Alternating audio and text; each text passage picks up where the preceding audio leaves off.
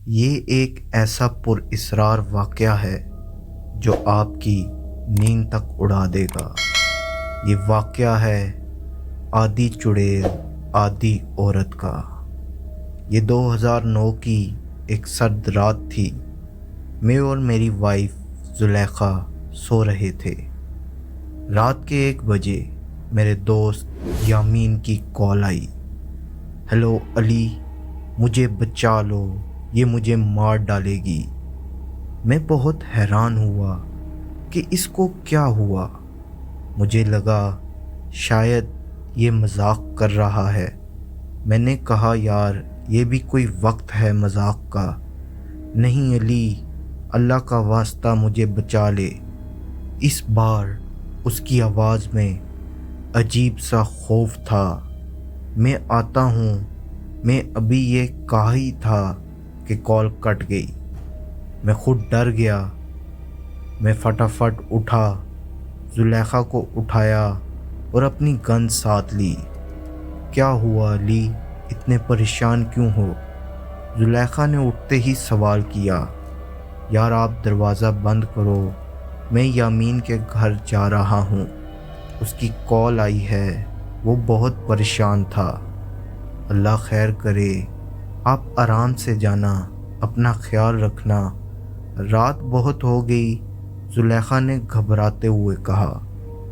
میں زلیخا کو دلاسا دے کر جلدی سے گاڑی سٹارٹ کی اور یامین کے گھر نکل پڑا۔ یامین میرے بچپن کا دوست تھا۔ 2 ہفتے پہلے ہی اس کی شادی وانیا سے ہوئی تھی اور وہ بہت خوش تھا۔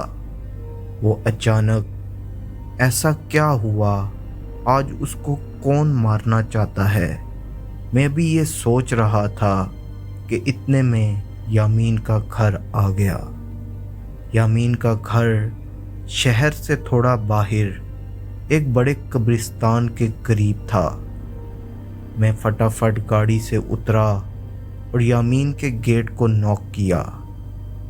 یامین، یامین، میں نے زور سے پکارا لیکن کوئی جواب نہ آیا۔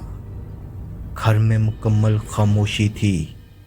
میں بھاگ کر پیچھے کی طرف گیا۔ وہاں کھڑکی کھلی ہوئی تھی۔ وہاں خون کے تازہ نشان تھے۔ میں کھڑکی سے اندر داخل ہوا۔ لائٹ آف تھی۔ میں نے موبائل کی لائٹ آن کی اور یامین کے کمرے کی طرف جانے لگا۔ یامین کے کمرے میں جاتے ہی میرے منہ سے چیخ نکل گئی۔ میرے اوزان خطا ہو گئے۔ بیڈ کے پاس زمین پہ یامین خون میں لت پت پڑا تھا۔ میں نے چیک کیا تو وہ مر چکا تھا اور بھابھی کا نام و نشان بھی نہیں تھا۔ کمرے سے کھڑکی تک خون کے دھبوں کے نشان تھے جو ننگے پیروں کے تھے۔ میں نے فوراً اپنے دوست مسعود کو کال کی جو کہ پولیس میں انسپکٹر تھا اور اسے اس صورتحال سے آگاہ کیا۔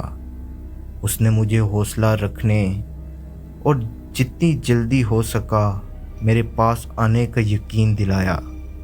میں نے سوچا کہ پیروں کے نشانات کا پیچھا کیا جائے۔ میں موبائل ٹارچ کی روشنی میں نشانات کا پیچھا کرنے لگا۔ نشانات پچھلی گلی سے ہوتے ہوئے قبرستان کی طرف جا رہے تھے۔ رات کے اندھیرے نے قبرستان کو بہت وحشت ناک بنا دیا۔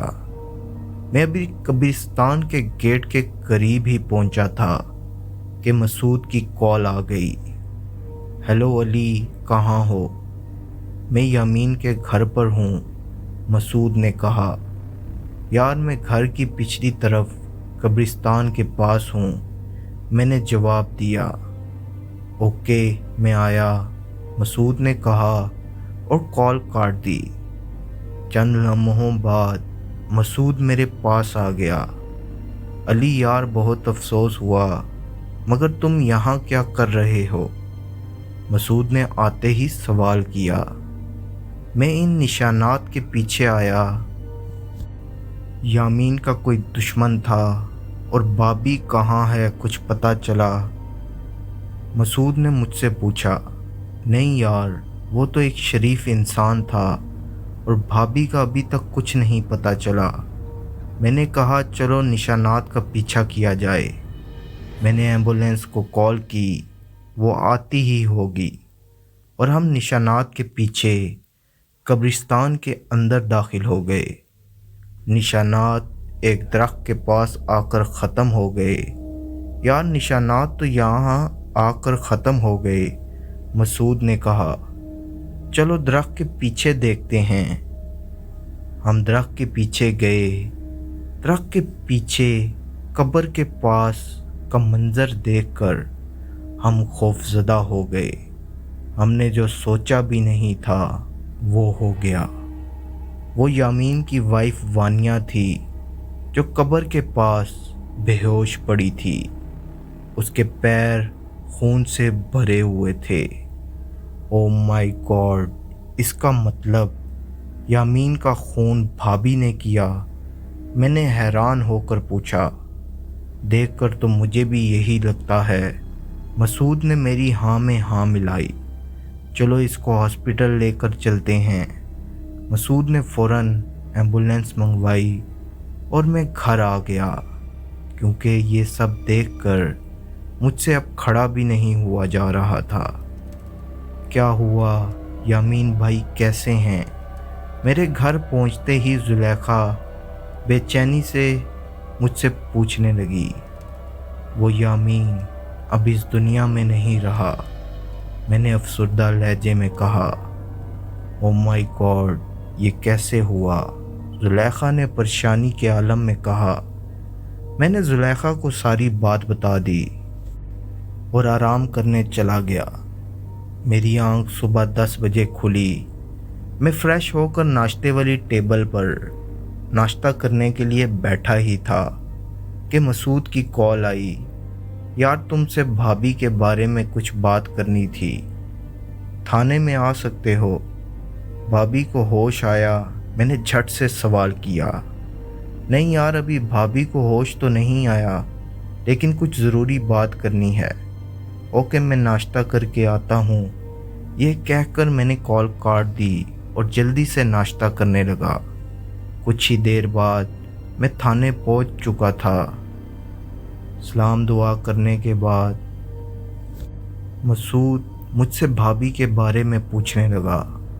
بھابھی کی بیک گراؤنڈ کے بارے میں جاننا ہے، کہاں سے ہے، کیا کرتی ہے اور کس فیملی سے تعلق رکھتی ہے، مسعود نے سوال کیا۔ مجھے تو صرف اتنا پتہ ہے کہ بھابھی کے آگے پیچھے کوئی بھی نہیں۔ ان کی فیملی میں صرف ان کے چچا ہیں۔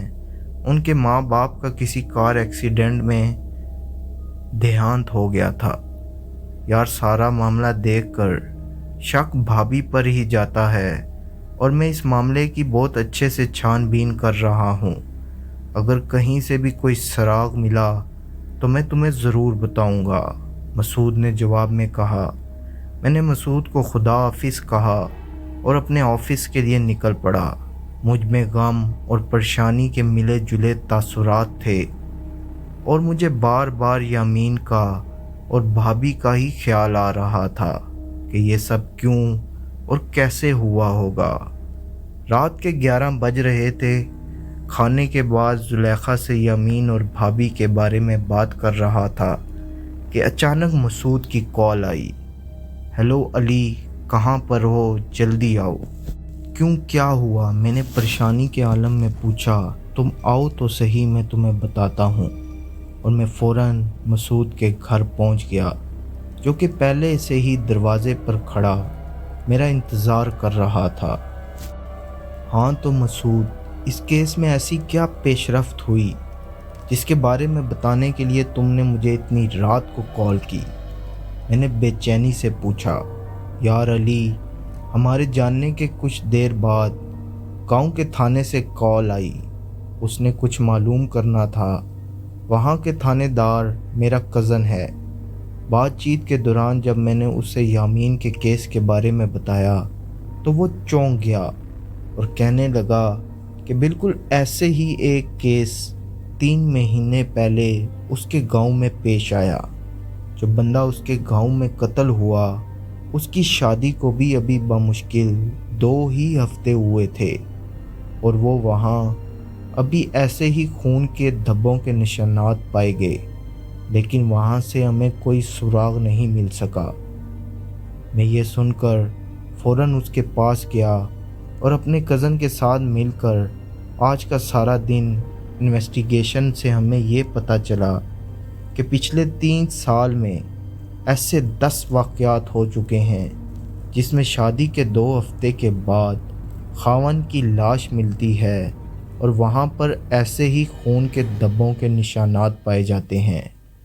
ये सुनकर मैं चौंक सा गया और मुझ पर एक वहशत सी तारी हो गई। उसने आगे इनकी शफात करते हुए बताया कि गांव के लोगों ने इस औरत को पकड़ लिया, लेकिन पकड़ने के बाद जो इसकी असलियत सामने आई वो देखकर सब हैरान रह गए।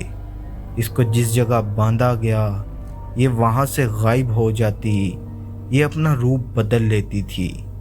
ये कभी बिल्ली के रूप में आ जाती तो कभी इंसान के रूप में। इस चीज़ को गैर इंसानी मखलूक का नाम दिया गया था और इससे बचने के लिए वहाँ पर ऐलानात तक भी किए गए। ये सुनने के बाद हमने फ़ौरन हॉस्पिटल कॉल की जहाँ पर भाभी को रखा गया था, मगर हम ये सुनकर हैरान रह गए कि हॉस्पिटल में भाभी का नामो निशान तक नहीं था। उसकी कोई भी निशानी, कोई तस्वीर, कोई शादी ब्याह की तस्वीर हमारे पास बाकी नहीं थी। तमाम तर इन्वेस्टिगेशन और हक़ाइक़ खुलने के बाद हम इसी नतीजे पर पहुँचे कि वो औरत नहीं, एक चुड़ैल थी जो कि इंसानी रूप में आकर शादी कर अपने खावन को खुद ही मार देती थी। उसके बाद कभी भी उस इलाके में हम दोबारा ना गए ना रिहाइश इख्तियार की। मुझे आज भी अपना दोस्त याद आता है तो मेरी आंखें भीग जाती हैं।